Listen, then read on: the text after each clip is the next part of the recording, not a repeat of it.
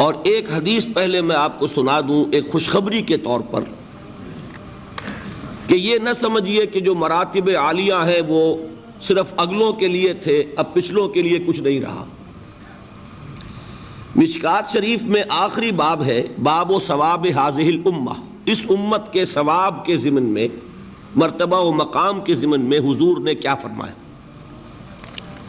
اس میں ایک بڑی عجیب حدیث ہے، میں نے جب پہلی مرتبہ پڑھی تھی تو انتہائی مجھے خوشی ہوئی، مسرت ہوئی، انبساط حاصل ہوا۔ نبی اکرم صلی اللہ علیہ وسلم نے ایک مرتبہ صحابہ سے سوال کیا، ای الخلق اعجب الیکم ایمانا، ذرا یہ بتاؤ کہ تمام مخلوقات میں سب سے زیادہ حسین، دل فریب ایمان کس کا ہے؟ اس کو نوٹ کیجئے گا، اعجب عجیب سے جو بنا ہے، عجیب عربی زبان میں کہتے ہیں ایک ایسی چیز جو بہت ہی دل کو لبھانے والی ہو۔ اردو میں عجیب کا مفہوم کچھ اور ہے، غیر معمولی سی، ایب نارمل، یا کم سے کم یہ کہ ان یوزول، لیکن عربی میں عجیب کا مفہوم ہے جو بہت ہی دل کو لبھانے والی شے۔ تو سب سے زیادہ مخلوقات میں سے کس کا ایمان ہے کہ جو اتنا حسین و جمیل ہے کہ دل کو لبھائے؟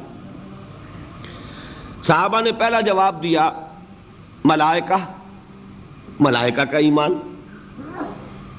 حضور نے فرمایا وَمَا لَهُمْ لَا يُؤْمِنُونَ وَهُمْ عِندَ رَبِّهِمْ، وہ کیسے ایمان نہ لائیں جبکہ وہ تو اپنے رب کے پاس ہے؟ کون سا کمال ہوا ان کا؟ ان کے تو سامنے حقائق ہیں، وہ جو جنت کو دیکھتا ہو، دوزخ کو دیکھتا ہو، وہ ایمان لے آیا تو کیا کمال ہے؟ وہ تو ابو جہل بھی جب دیکھے گا پکا ایمان لے آئے گا۔ تو گویا کہ حضور نے جواب کو رد کر دیا۔ اب دوسری اٹیمپٹ کی صحابہ نے، فالنبیون، پھر انبیاء کا معاملہ ہے، آپ نے اس کو بھی رد کر دیا۔ وما لهم لا يؤمنون والوحی ينزل الیہم، وہ کیسے ایمان نہ لائے، ان پر تو وحی نازل ہوتی ہے۔ تیسری اٹیمپٹ انہوں نے کی فنحن، پھر ہم ہیں آپ کے صحابہ، اس کو بھی رد کیا۔ وما لکم لا تؤمنون وَأَنَا بَيْنَ أَظْهُرِكُمْ، تم کیسے ایمان نہ لاؤ جبکہ میں تمہارے درمیان موجود ہوں، مجھے دیکھ رہے ہو۔ اس کے بعد اب آپ نے خود فرمایا إِنَّ أَعْجَبَ الْخَلْقِ إِلَيَّ إِيمَانًا، میرے نزدیک تو حسین ترین دل کو لبھانے والا ایمان لَإِخْوَانُنَا، ہمارے ان بھائیوں کا ہوگا، یاتون من بعدی، جو میرے بعد آئیں گے، یجدون صحفا فیہ کتاب اللہ، انہیں تو وہ اوراق ملیں گے جن میں اللہ کی کتاب درج ہوگی، فیؤمنون بما فیہا، وہ ایمان لائیں گے اس پر کہ جو ان اوراق میں ہوگا۔ اس سے یہ مغالطہ نہ ہو جائے کہ رتبے کے اعتبار سے ایمان جو ہے صحابہ کا کمتر ہے، بعد والوں سے نہیں۔ ایک ہے کسی چیز کی بلندی، عظمت، ایک ہے کسی چیز کا حسن، اس کی دل فریبی۔ تو یہاں در حقیقت عظمت کا معاملہ نہیں ہے، دل فریبی کا معاملہ ہے۔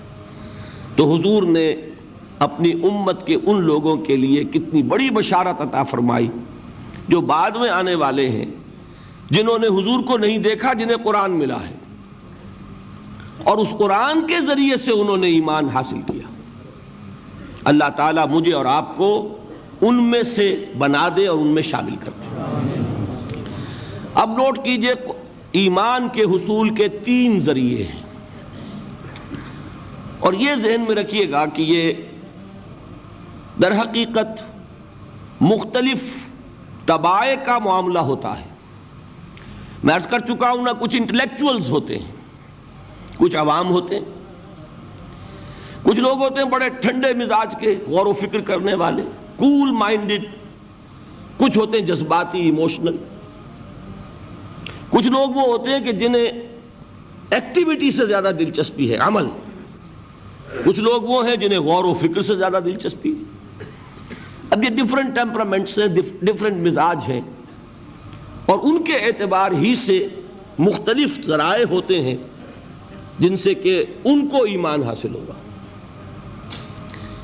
جو سب سے اوپر ہے، ٹاپ پر انٹلیکچوئلز، ان کے ایمان کا ذریعہ ہے آیات الہی میں غور و فکر، تدبر۔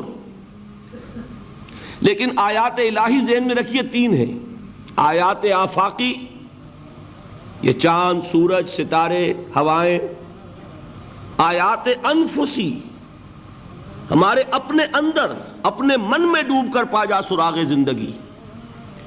ایک وہ ہے کہ کھول آنکھ، زمین دیکھ، فلک دیکھ، فضا دیکھ، ایکسٹرنل ورلڈ کا مطالعہ کرو، ہر جگہ تمہیں اللہ کی آیات نظر آئیں گی۔ برگ درختان سبز در نظر ہوشیار، ہر ورق دفتر است از بار فتح کردگار۔ ایک ہے اپنے اندر جھانکو، اپنے من میں ڈوب کر پا جا سراغ زندگی۔ قرآن کیا کہتا ہے؟ وَفِي أَنفُسِكُمْ أَفَلَا تُبْصِرُونَ۔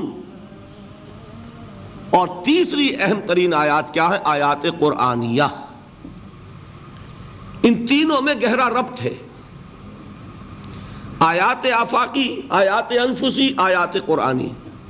ان میں تدبر کے ذریعے، غور و فکر کے ذریعے انسان ایمان حاصل کرے، یہ ٹاپ کا ایمان ہے، یہ انٹلیکچوئلز کا ایمان ہے، یہ صدیقین کا ایمان ہے۔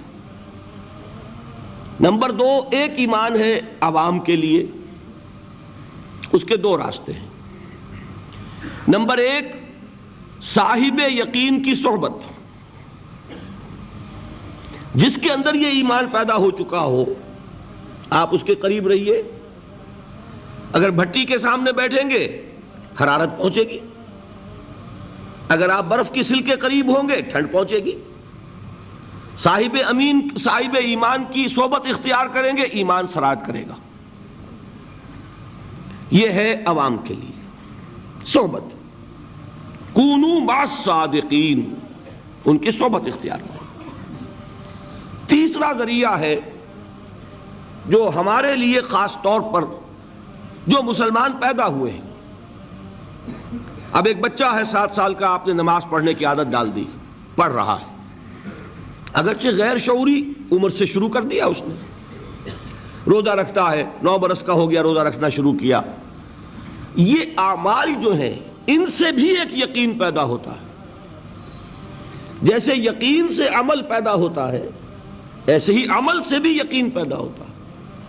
جب مداومت کرتے رہیں گے اس پر تو اس سے بھی ایک یقین کی کیفیت انسان میں پیدا ہو جاتی ہے۔ سورہ حجرات میں جو بحث آئی ہے اس کے آخر میں یہی ہے کہ اے نبی، یہ بدو جو دعوے دار ہیں ایمان کے، یہ آپ پر احسان دھر رہے ہیں، یمنون علیک ان اسلموا قل لا تمنوا علی اسلامکم بل اللہ یمن علیکم ان ہداکم للایمان ان کنتم صادقین۔ یہ آپ پر احسان دھر رہے ہیں کہ ایمان لے آیا، نبی ان سے کہیے مجھ پر اپنے ایمان کا کوئی احسان نہ دھرو، اپنے اسلام کا، بلکہ اللہ تم پر احسان دھرتا ہے کہ اس نے تمہیں ایمان کے راستے پر ڈال دیا ہے۔ جب اسلام پر آ گئے ہو تو عمل کرتے رہو گے، ان تطیعوا اللہ ورسولہ، اگر عمل کرتے رہو گے تو اس عمل کے ذریعے سے بھی تمہارے اندر ایمان پیدا ہو جائے گا۔